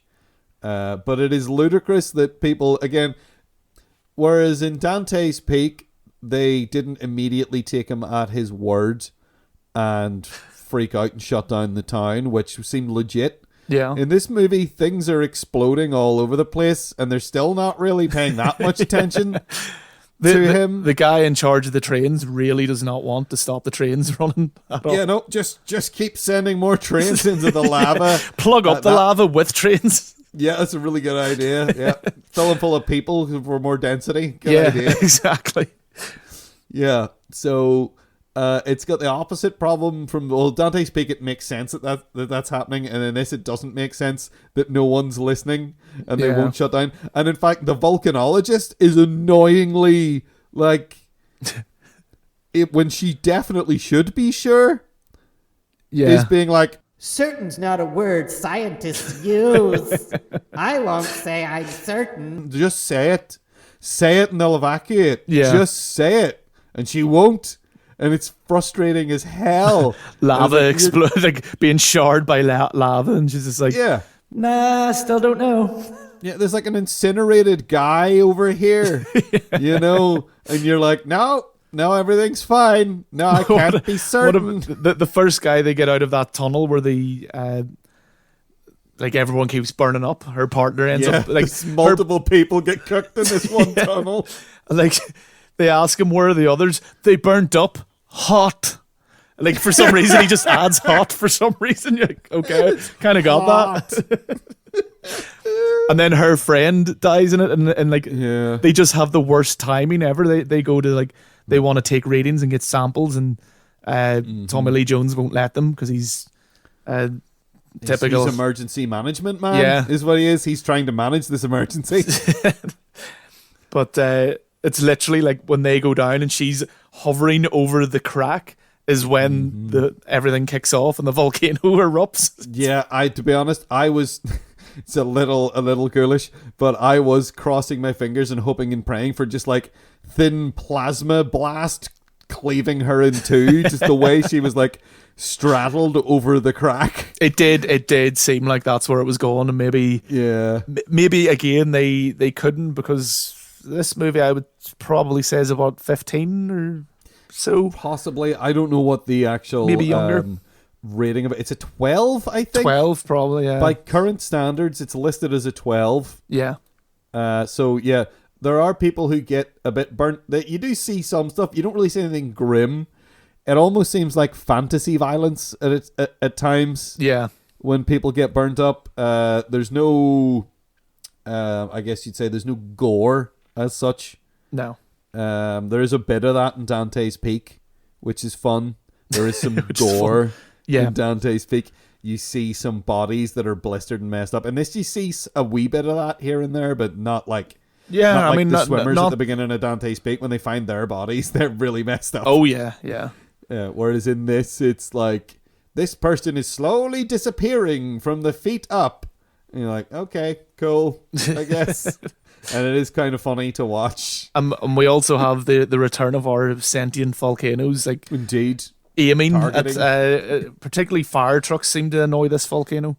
Yeah, it specifically seems to be wrecking the fire trucks.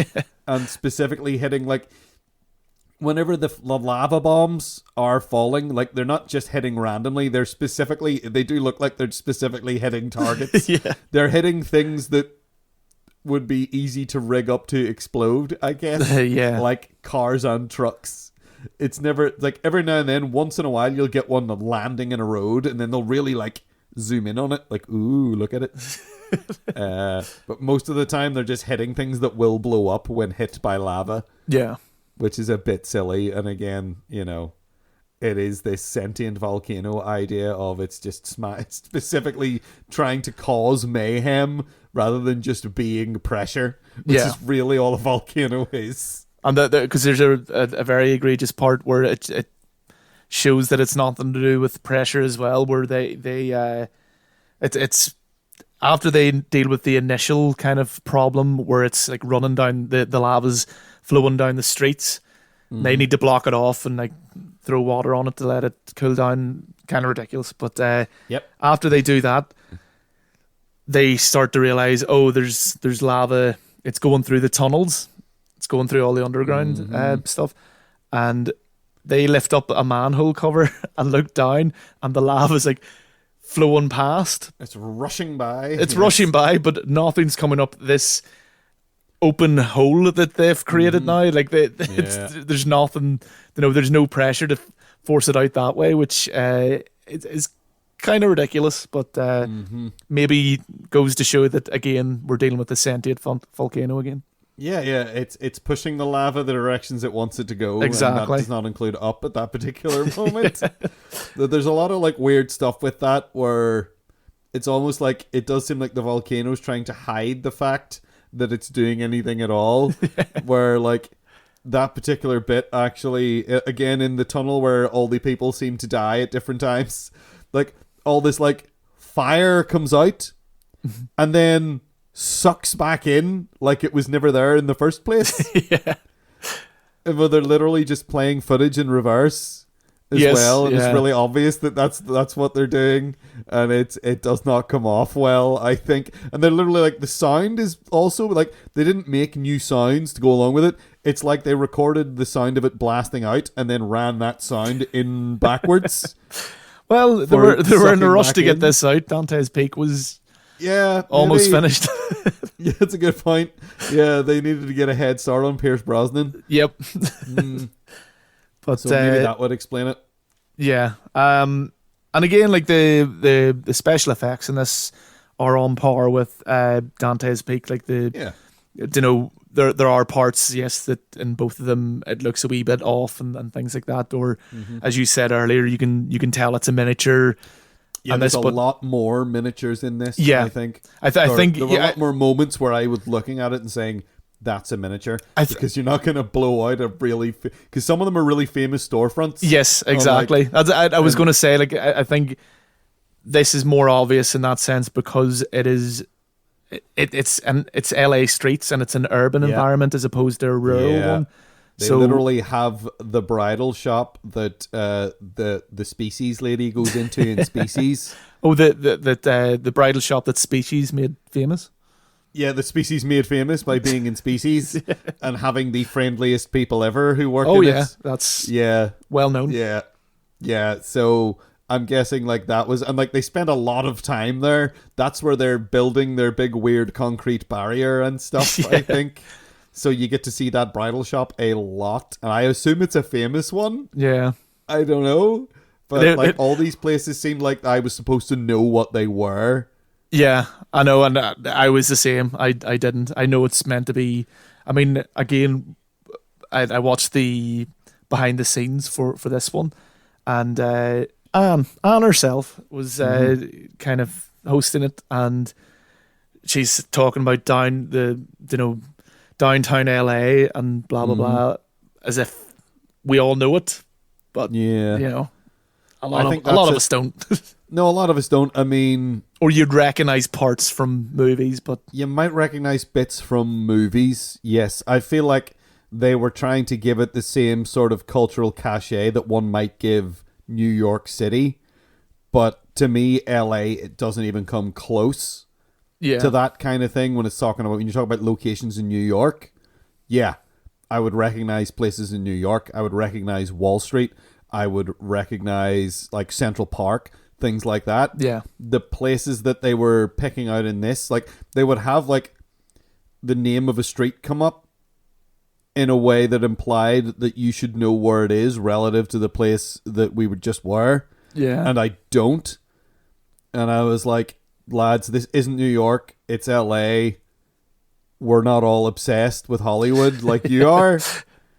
It's not a cultural center, really. Yeah, it's almost a cultural vacuum in a lot of ways. LA feels like to me. Yeah. It's the opposite of a cultural center. It's like there to almost artificially create and like a fake culture. Yeah. I guess. And I don't know, like Hollywood Boulevard. I guess I would recognize that. Yeah, I know LA mainly through songs of bands like Tool, who just get ripped into it. Yeah, they're not fans either. No. And I know you're the same, so a lot of I've never been, and because of listening to songs about it, I kind of don't want to. It sounds even awful. like whenever you get like actors who've made it big from like say the UK or something, go over there and you hear them talk about LA, they don't talk about it in a positive fashion. No, it's usually quite negative. I mean, I remember after Hugh Laurie got kind of famous for playing House. Yeah. He described LA as one big petrol station. That's all he had to say about it. So, I think they think it's they like to think the idea of Tinseltown, I don't know if it really translates outside of America. Yeah. It feels like a very American fantasy that maybe doesn't impact the rest of the world the way they think it does. Like the whole concept, like the idea of La La Land, like the film La La Land. Oh, yeah. It seems like it's just like Hollywood congratulating itself on being great. Yeah. And maybe Americans might be into a certain demographic of Americans might be into that, but it's not something that appeals to me in the slightest. Yeah, it's hard to say, really. Certainly there people that specifically about that movie La La Land, the people who I've seen like really bum and blow about it seem very much the type that would bum and blow about Hollywood as a kind of construct, so to speak. They would very much suck on the teat of Hollywood happily. Wow. Brutal. But anyway, so that's one of the problems with like they expect us to be invested in this particular city being destroyed because it's LA. No. The whole time I was just going, learn to swim. Nice. It didn't translate well because swimming in lava is difficult, but indeed, yes. But back to the lava. Yeah. So yes, as you said, like some of the lava looks. Much like Dante's Peak, I like the look of the lava in this whenever it's moving and slurping about the place. I'm pretty sure this is the one that had that what I was describing earlier. Like they made it up of. It's actually edible. I think I remember the guy saying, this mixture that they make. Is it like corn syrup or something? Yeah, there was like a whole bunch of stuff. But it's that like it's flowed. They put it on this like big tray that has a UV light shining upwards, and that's how they get this glow to it. And and then they do the caramelization of the crust and hitting that with a hammer, and that's how they get this. And it was actually really fascinating to see, and like who like what genius came up with this idea. Well, one of them turned around and went, I think I know how to do this. Yeah, it's kind of incredible. Like when you see it moving, it does look really, really cool. Yeah. And they do add fire effects, which sometimes break the illusion. Like there's very like for the most part it's grand, but there's a few times where it looks really obvious that it's been like the fire's been digitally added afterwards. Yeah. And that was kind of like, you might have been better even just leaving that out. Yeah, it takes you out of it a wee bit. They wanted like extra, but in some ways it's less. Yeah. Yeah, I get that. So yeah, that stuff all looks very good. I mean, Tommy Lee Jones is doing his usual Tommy Lee Jones thing. Grumpy, authoritarian, but nobody's taking him seriously. Yeah, and he's just slightly angry about it. Curmudgeon. He's what? Curmudgeon. Yeah, he's slightly curmudgeonly. Yes, he's a bit curmudgeonly. He talks a lot about how much he cares about his daughter, but it doesn't really come across no. in the script. There's a really forced sort of burgeoning romance between him and Anne Heche's character that is completely unnecessary, but you can just feel it. It's unnecessary, and it doesn't go. It has no importance whatsoever because it doesn't go anywhere. There's no point in it even being added in. Nope. Not at all. There is a funny moment where near the end, just when you're mentioning like relationship between them, where he's like off in the distance and her eyes do like a zoom thing because you're meant to the snap zoom. There's a snap zoom that happens and it looks so clarty and clumsy.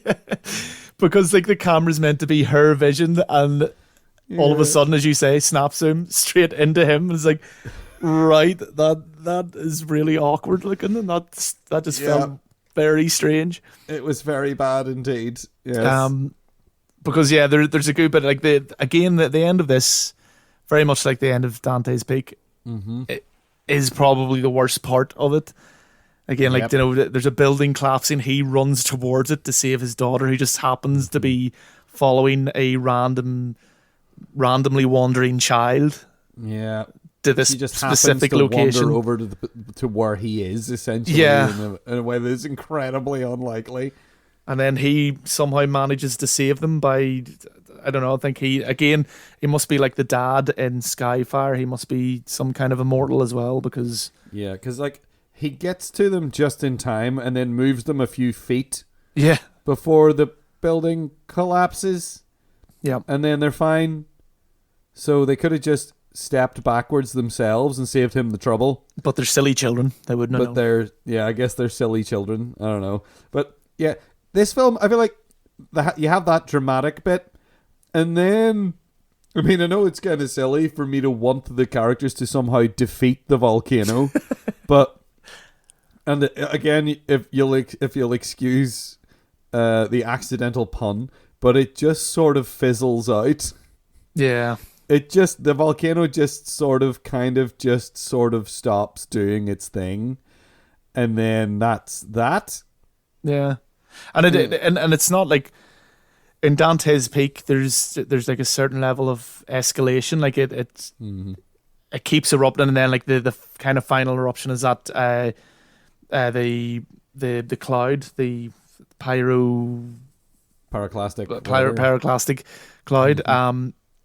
And that's grand. They get into their wee underground tunnel, which as ridiculous as it is, but in this, just what you're saying, it really does fizzle out. It seems like the eruption happens kind of in the first kind of act, and then that's it. And the rest is just dealing with the consequences of it, which is fine, and you can do really well, but you can do really well people trying to deal with this force of nature, and especially in this urban area, but it doesn't really do well with it. No, I don't think so either. Like they try and just come up with the most dramatic ways to deal with the problems, and you're like, it doesn't make any sense. Yeah. And like the whole thing with them dropping the building is just so rubbish. Because the whole idea throughout is them just trying to channel the lava somewhere else, like to a river or away from the hospital. Yeah, and even that idea, like the trying to divert it from the hospital is like, right, we need to create a tunnel here and blah blah blah. And it just seems like we need to do this in something ridiculous, like 20 minutes. And it's like we need to do like a controlled demolition of this building, something that would be planned out, and then after the extremely long planning phase would probably take hours and hours and hours and hours and hours to set up. He's like, you've only got 20 minutes. And because he says that, magically it becomes possible. Yeah. Because movies, I guess. And then they do it and it works. And you're like...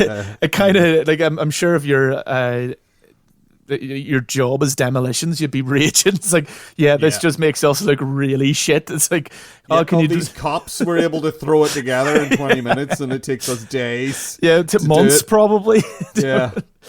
But I mean, again, like, would you say you enjoyed your time with this movie? Sort of, a little bit. I think so at times. When it was being extra stupid, yes. I really enjoyed the scene where Tommy Lee Jones's rival / friend man, who is arguing with him at one point, and then I don't really understand their relationship. But anyway, he was the Zodiac killer in Zodiac. Oh yes, that guy. They go to rescue like a train. There's a train full of people that have all passed out for miscellaneous reasons, perhaps heat, perhaps gas, and they're pulling people off the train to save them while the lava's coming at the train. Yeah. And then it goes underneath it. And then he gets to the point where he's like, it looks like he's doing like a wrestling move where he's got like the guy up on over his shoulders. And he walks to the end of the carriage. And like, I'm thinking, oh, is he just going to throw this guy and then jump?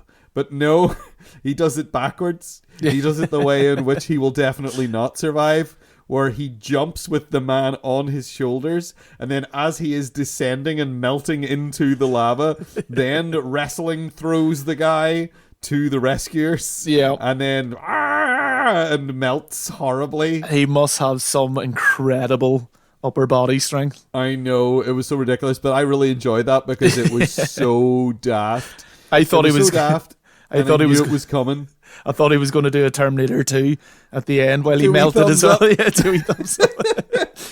Unfortunately not, no. But I liked it when it was doing dumb crap like that. Yeah. I enjoyed that. There's a very shoehorned in, like, very cheesy and badly done kind of racial thing as well in this, where like you've got the shitty cop. Yeah, that was really clumsy. That so clumsy. And then the very end where they're looking for the child's mum, and because everyone's covered in ash, he very awkwardly says the line, "Look at their faces; they all look the same." Oh, I nearly threw up. Yeah, It made me feel sick. It was so on the nose. Yeah. It was almost as patronizing as... Did you ever see that? Not the Cronenberg movie Crash, but the other movie Crash. Yeah. That was basically just felt like a big finger pointing out of the screen, screaming, "See you, mate, you're racist." That's what I felt like whenever they did that in this scene. I was like, guys, really?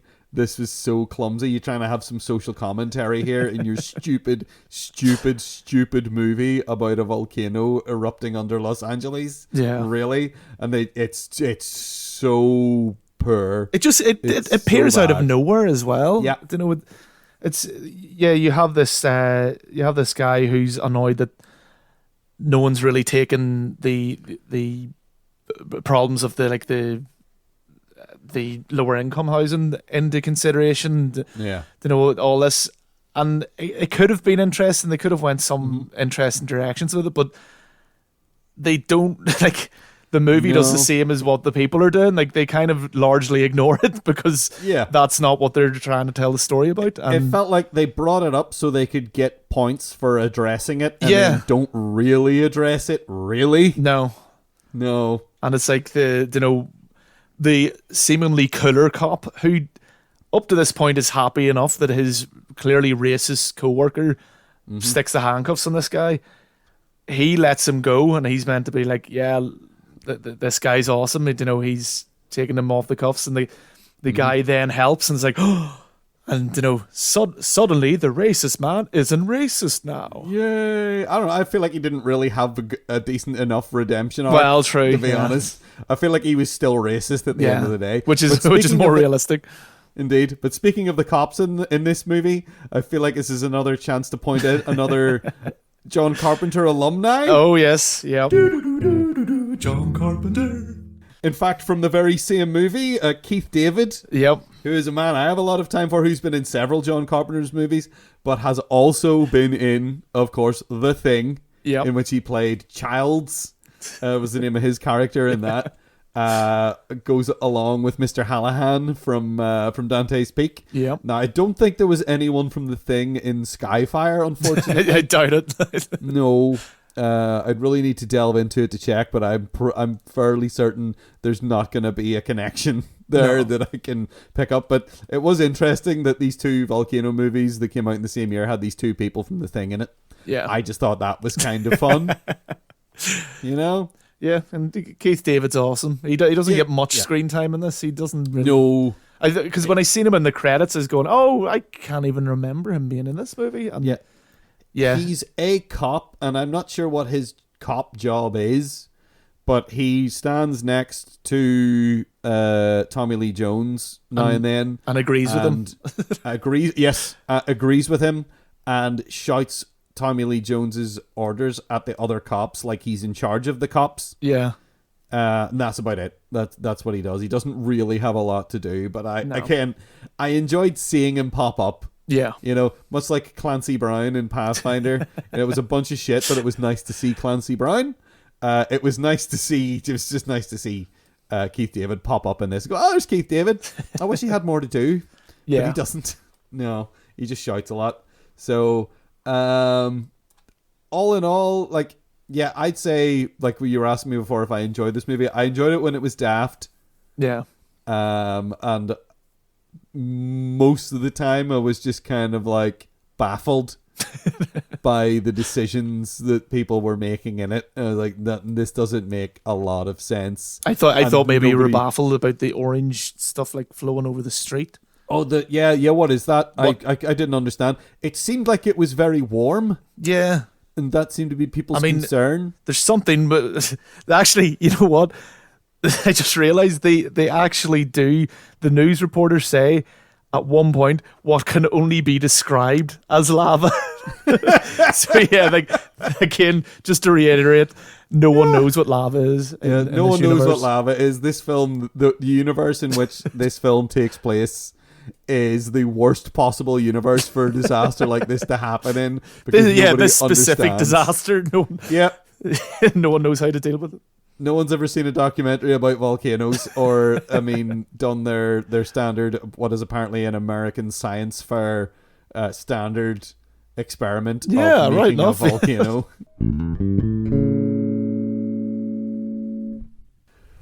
Okay, well, these volcanologists are now in a full-scale brawl. They're just knocking the tar out of each other. And at this point, I'm feeling like we're more in danger from the volcanologists than we are from the volcano. Though the volcano is getting raging right now. So, to be honest, I just kind of want to figure out a way to deal with these guys and get away from them. I think maybe that's what we should be pulling from, maybe, for this for this episode, is how to deal with volcanologists, maybe, rather than volcanoes. But before we get to that, John, I feel like maybe I could guess, but which one of these films did you think was the best film? Yeah, again, this is becoming a bit of a trend, but Dante's Peak was... Yeah. I mean, it's slightly better. It's still very flawed and very, very cheesy and very ridiculous at times, but, out of the three movies we have in front of us here. Yeah. Out of movies about volcanoes in general, I guess. Yeah. And I mean, again, like what I said, Roger Donaldson had an interest, and I think that goes a lot. It does help a lot if you're interested or you're in some way that wee bit more involved in what you're making, then you will make a better product and you'll be more interested in, you will try and get more facts into it, or like really do it justice, I suppose.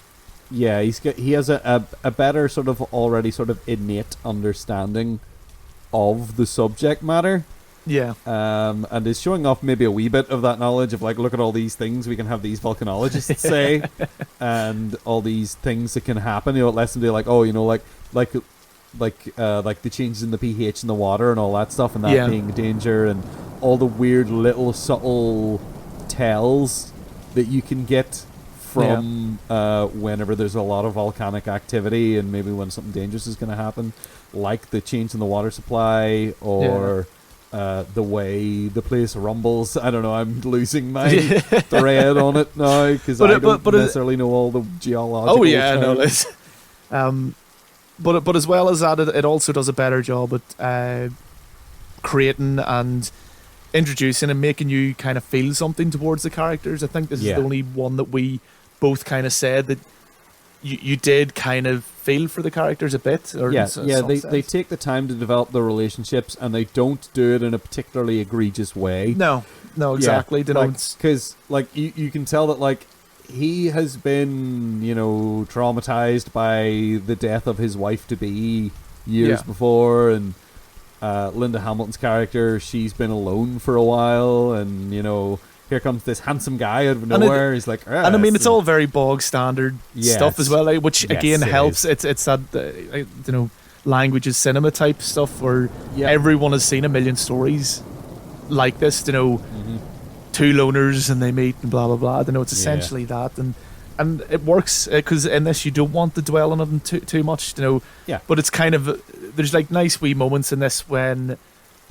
And it'll bring me on to a different reason why another reason I think Dante's Peak is better than the other two movies. But when she's bringing the coffees to them, you know, it's this like nice you can see she's doing it because she's interested, and then later he says something jokingly of, "Oh, I never actually liked your coffee," you know. It's this whole like wee thing that it's quite nice, you know, but. That brings me on to the other issue, where the pacing of this movie's a lot better, and that you have this build up. It's very slow. It lets you get to know the town before they destroy it. Yeah, I think maybe is the thing. And kind of like Jaws, it takes a few little stabs from Jaws in a way with that stuff. Because Jaws takes a lot of time. Like, you have the beginning of Jaws, and then someone gets killed by a shark. Yeah. And then there isn't really a lot that happens involving the shark for a big chunk of the film in Jaws. Yeah. You know, it's people's relationships. It's him arguing with the town fathers, and you see you get to know his relationship with the people around him, like his family and... the cops that he works with and stuff, in the same way that Pierce Brosnan's character sort of develops some relationships with local people in this, primarily Linda Hamilton's character. And it gets you to care about them before they put them in peril. Yeah. And I mean, it has a structure which almost mimics the Volcano as well, you know, where it is this kind of dormant state that like constantly gets worse and worse and worse. So like it erupts essentially, where Volcano wants you to I think what you mentioned earlier, where Volcano's almost relying on you knowing LA a bit, or caring that it is LA, which we don't have as two people from Ireland, where we haven't a clue. It's just like, we couldn't care less. It's a random city as far as we're concerned, you know. And Skyfire is just a mess. Skyfire is just because Skyfire tries to have relationships, but it tries to have relationships in this really lazy kind of in your face kind of way. Yeah, where it's like, look, here's people proposing to each other, and look, here's just this scene that we're just having in the midst of all this chaos with this father and daughter that feels completely out of place and inappropriate, but we just sort of crowbarred it in there because we felt like we had to have it. Yeah, and like Volcano, the relationship between Tommy Lee Jones and Anne Heche is just like, who cares? Yeah. Who cares? Why is this even being addressed? Yeah. Like in Volcano, they're both kind of like, he's a broken person. I know I might be bigging up. Sorry, Dante Speak. In Dante Speak, he's sort of a broken guy, Yeah. and I might be bigging up it a wee bit too much, but I feel like they do the work. Yeah. To And- really be like, this guy isn't like okay. Yeah. You know, he's got deep-seated trauma, and it's very. In fact, even in the beginning, whenever his wife actually does die, it's pretty fucking brutal. Yeah. Yeah. We actually Like, didn't mention that It's earlier, but nasty. Like the way she dies is actually really horrible, yeah. and it happens right next to him. Yeah. And that is like, you can see that's gonna fuck somebody up probably for life Oh yeah. if that happens to them. And So because his friend Paul mentions it a few times. You know, this is Yeah. why. This is it. I mean, beyond the fact that they're doing all the scientific things, so that's what Paul's going by. But he also brings up that, you know, look, you've been through a lot of crap, and of course you're going to feel this way. That we should evacuate the town straight away. But Yeah. it just legitimizes Paul's stance even more.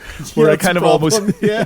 which I Yeah. almost wish that nothing happened in Dante's Peak, and it's just this man coming to terms with the loss of his If wife. it just became this actual like character study and relationship drama, in the Volcano is just this thing in the background that never actually happens. Or go really cheap with it, and like all the action stuff happens, and then it's just he wakes up and it's all been a nightmare that he No, that is something I really hate. in Yep, films. same here. That's why I said go Oh. really cheap with it. It was all just a dream. Right, But yeah, okay. and like Linda Hamilton is very good in it as well. Yeah.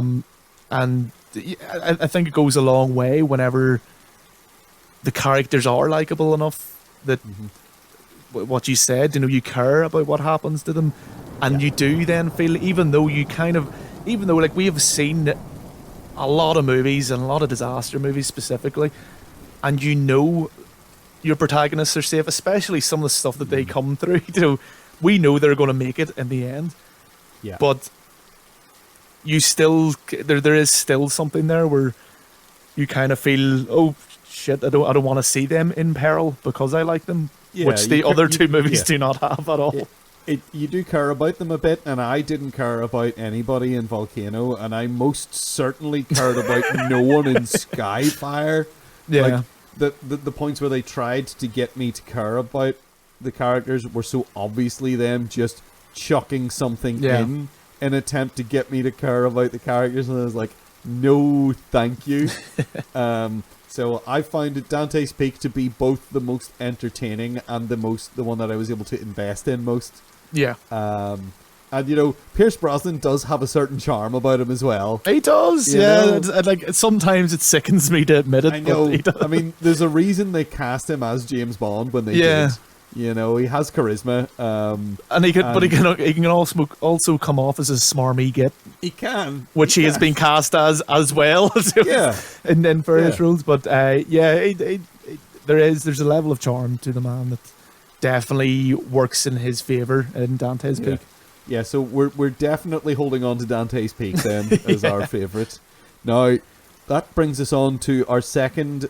So we could either, I guess, the ways out of this is we either deal with the Volcano or deal with the Volcanologists. I feel like dealing with the Volcanologists is going to be a lot easier because at the minute I just want to get away from here. So, which of these films do you feel teaches us most about Volcanologists?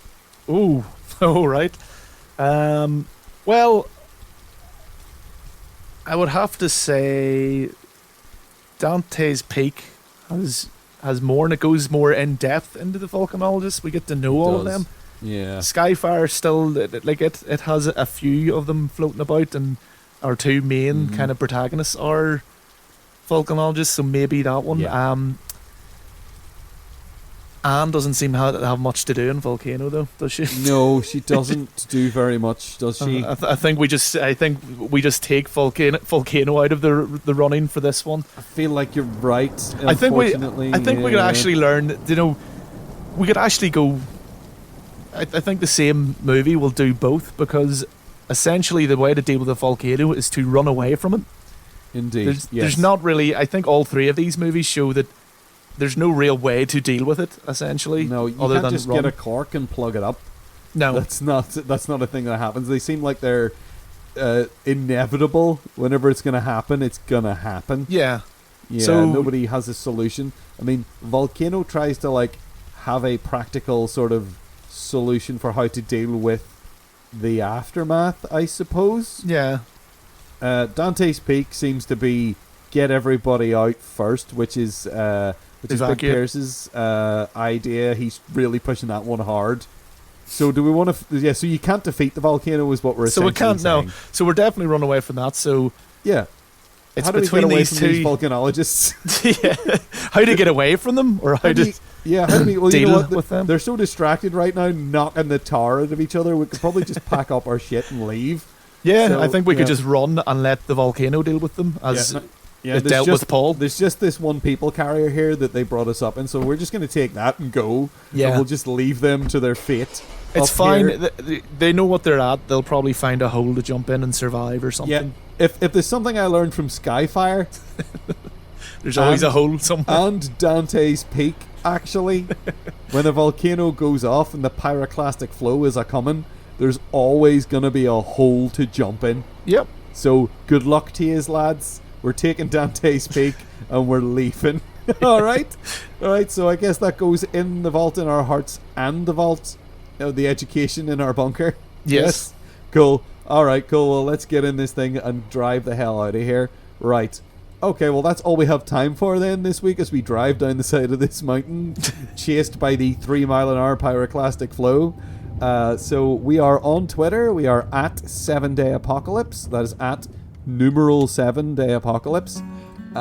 If you want to email us, just, you can whinge, you can cry, you can say something nice. That'll be cool too.